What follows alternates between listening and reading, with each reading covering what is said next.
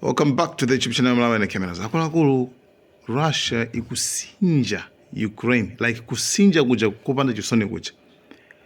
And today zimene apanga lero kumene kuko akuluakulu asinja manyumba osanjikizanaja, ma apartment okuona 6 akuluakulu kuphulitsa komatu ndithu madrone achiwerengero cha madrone chicha pano paso pano chikupitira ku 407 chakuti poyamba chiti makamba za 300 chakuti pano akafika 407 chakuti madrone okha amenewo amene aphwanya ku Ukraine. Pakadali pano ya achina Trump aja ayambano pane papa ndetu sizinayende kungoti basi khanga kuti nawonso akhanga azituluka pang'ono mwaso khanga kuti mnake akuyima from the distance ndikumayankhula sopano pamene mbuyo musemu anali ngati ndiwoti ndi amene akuthandizira Ukraine kuti izipanga nkhondo izipitilizabe ndi Russia. Chipandatu masupporters chipanda omuthandizira Ukraine akuluakulu pakadali pano sibwezi situkamba nkhani ya Ukraine, bwezi nkhondo ijaira kalekale koma nkhani ndino kuti pali zithandizo za mabomba 1 2 zithandizo za intelligence ndiye kuti 1 amita kwawo kuti musamale Russia apanga makuti ma satellite amene amaponya maiko amene maiko olemera amaponya ma satellite kumwambako, right?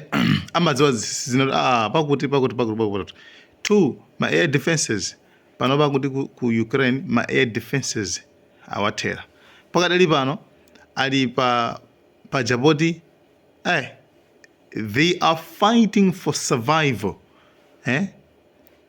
Akungomenya nkhondo kuti iwo wangokhalako ndi moyo osati kuti mina yakukula mtima amene amakula mtima mujayayi koma akungomenya nkhondo kuti angokhalako ndi moyo ndi zimene zikuchitika ku Ukraine.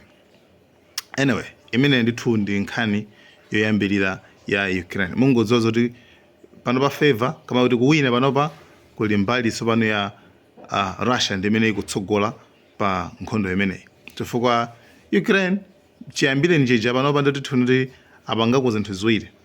Choyamba anaphwasula ndege imodzi ja panopa aphwasula madrone awiri eneniwa namene aphwasula aku Russia. That means like anzana aponya madrone 400 chakuti mangophwasula madrone awiri okha. That means something is wrong mene koko.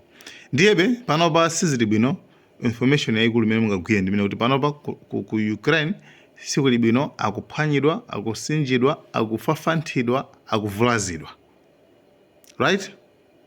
Nde sakuonanso kuti chani ndi ma civilian nomwe. Nkhani yamba ndi imeneyi. Nkhani number 2 timafati kambeko nkhani yokhuzana ndi tinakamba nkhani yokhuzana ndi chithandizo kuti amathandiza ane nkhani I think ipangaso connect ndi I think ndi propaganda mndale za ma Americans. Payambirira Trump kweni sanali mbali ya Ukraine komano atangompasa ngodi uja impena nakhangiro wasekelera mpaka usinini wose kunja, right? Pamene akhangira ku itena aba mwakuti mwathandizira, right? I don't know kuti ma Americans wa like amaendesa banyi zinthu zawo chifukwa chisisi cheni akamati chuma chili munthaka nkhani je ndiyoona ndithu ena timangoganiza ngati nkulima kokha chimanga pasipa pali chuma pali chuma pasipa madzudzu 1 kg ya gold ndama zingati miyala ya mtengo wapatali amene umapezeka pasipa mazoti ndama zingati ndama zambiri kwambiri koma wapeza kuti olo Malawi olonkume gold sanamuoneko sanamugwireko miyala ya mtengo wapatali sanayigwirekonso, right? Komatu zilipo. Anyway, ndiye timafati kambe nkhani makhoza ndi imeneyo kuti ku Uganda apa atangolengeza kuti apeza chanishi apeza migodi apeza migodi kuti mune kundithu azifukula ndithu yayi golide kumasumira mtengo wapatali temwemweyo IMF paja inawaletsa yawanja kuti sazapaso chithandizo chifukwa adakana za mathanyula nthawi imeneyo anakana za mathanyula, right? Nazo sizopasaninsoni chilichonse amene ngongole simungatengeso pano patangolengeza kuti ayi papezeka ruji timakuti migodi awatsegulira kuti amuthano mazatenga ngongole ichi. Why? They know. Anzathu amazindikira kwambiri, anzathu amatenda apasi kwambiri. I can give you an example. Zaka 6 zapita, Zaka 6, exactly Zaka 6 zapita, and that time I don't know, but nadi kwina kwake, and I was shocked ntaona kuti nthawi imene nthawi yapita kuti mthalika, and panali anthu angapo amene anali ku Lilongwe and amafukula golide. Ma videos amene wanayenda kwambiri pa internet amafukula golide, and anthu amapeza kuti eya amasangalala alimi chani amangoti nkudi mkwamba kupanga ti kwamba kutenga golide uchande kumamu safe and kumapeza tima grams tatochepa komabe anthu amapeza bendrama zambiri. Nthawi imeneyo ndikapata 6 years ago. Chabwino inu karango mveka kamene koko karango yamba kuyenda ndipo kuti anthu akutenga machisawa golide ucha mukuzozonza kuti the same time panabwera mkazi wa Trump. Yes, mkazi wa Trump anapita ku Malawi. Mkazi wa Trump ucha Melania Trump anapita ku Malawi kukakhala ntiyana mpaka na ku primary kucha kukhala mpaka na ku primary kuti nthu phe mene kuchako ndikuma ati kuyendera. Anapereka ndrama zambiri ati zithandizire maphunziro, amangire maskulu. Kantheka kamene kakautu zitangomveka zimenezo, and actually for me ndinangota iro nkhani ya golide ija yamveka papano ija chifukwa it was the same week. Inango iyi nkhani ya golide yamveka golide yamveka uja kuti afukula golide uku tinchana nantuma. You understand? Nde nzungu amasoya magema ngata amasoya magema akula ngata amene so madziwaso kuti akuloya iti basa anabwere uchayo ife timaona kuti nabwera akambiyana zawo athandiza maphunziro mangu kuti simudziwa what went on behind the curtains, kuti chinachitika nchani kumbali kwa after kuseri kwa makaraniko, you know. Nde izozo ndithu yayi mzungu amayisetsa ndithu napa nkhani imeneyo, komabe anthu ozindikira akangamba kuzindikira anthu basi nkhani nje makhawurera yata. President okubotswana iso pano Poko Duma obompano amene akulowa ya trole mamuva zimene wamba oyankhula zombe okamba nkhani minerals kuti basi nkhani minerals basi. This country shouldn't be where it is. This country shouldn't be in debt. There's no way. It is unjustifiable. I cannot, by the life in me, understand why we are where we are. I cannot. I refuse to embrace this unpleasant reality. I refuse. I am a persistent objector to this conventional and mundane existence. And yet we are sitting on trillions of dollars of mineral wealth. But it doesn't work. The Washington consensus is absolute nonsense.